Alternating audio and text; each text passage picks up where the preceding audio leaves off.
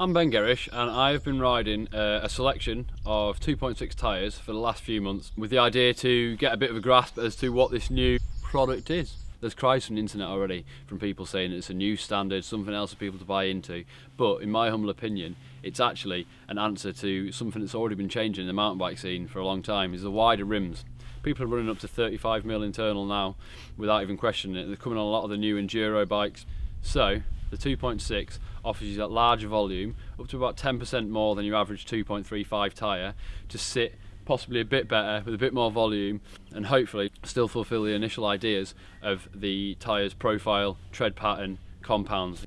I've been running 4 different tyres for the last few months, basically down on my local trails, a mix of conditions really. We've had snow, we've had rain, we've had dry trails to a degree as well. Been riding some big mountain stuff, some rocky, rooty, like the local trails are muddy and rooty all around at this time of year. So we're really been putting them through the paces. We've had a Schwalbe Nobby Nic, we've had a Bontrager XR4 Team Edition, we've had a Specialized Hillbilly, and we've had a Maxxis Minion DHF. This is the Bontrager XR4 Team issue. It comes with 120 TPI sidewalls, 61A centre knobs with 50A side knobs. This should give us a nice straight line, fast rolling, but should be quite grip rich in the corners. The XR4 is marketed as an aggressive trail tyre, suited to loose, rocky trails, which seems ideal for most of the stuff that I'm riding around here, to be honest. They weighed in at 890 grams each, and on the 29mm internal Roval rims that I've put all these tyres on for the initial test, the dual compound did allow these tyres to have a nice bit of pace behind them, but reasonably confidence inspiring in the rougher stuff as well, especially when it got rocky and a bit harder going. The inner strength sidewalls, although maybe tougher than your average tyre, I did have a couple of punctures with these. When it got a bit rockier and the pace was up, we just nipped through the sidewalls on them. The tread's great, but when it says aggressive trail riding, I was hoping for something a bit more.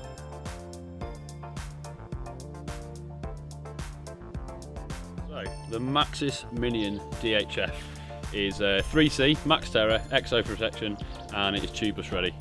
So the Minion has been on the Maxxis roster for a long time now, but the tread pattern sat up well in this new 2.6 guys.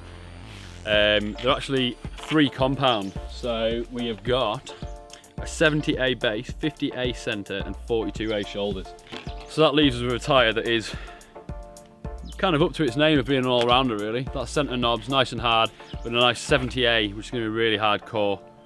So really quick roll on the centre knobs, but once you lean it into these generously sized, pretty well spaced, there's plenty in between as well.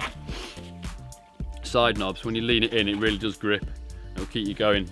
The EXO protection on the sidewall, again 120 TPI, but it doesn't really stand up to too much battering. So if you get into the rougher stuff, you have to be careful. Like line choice is going to be quite important with this tyre. The Minion is definitely aimed at an all-round market, but it comes into its own in certain situations. That fast rolling centre holds well on trail centre, hard packed trail, but the sides do dig in nicely when it gets a bit rougher. On the rockier stuff, you can rely on that front and back. The Minion performs well under braking, as you'd expect from this classic tyre.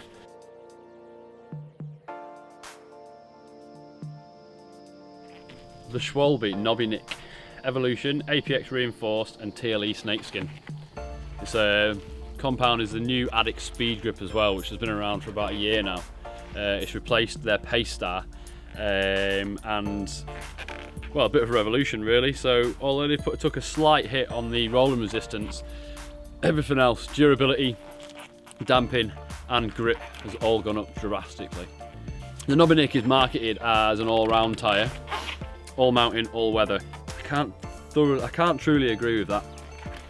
Although on the hard pack and on the rocky stuff it was really great.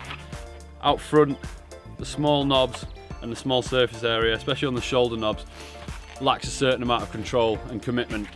When you're pushing in and you really want something to bite, the tread pattern is quite spaced out on the 2.6 as well. So at times you did feel like you were just skating a little bit.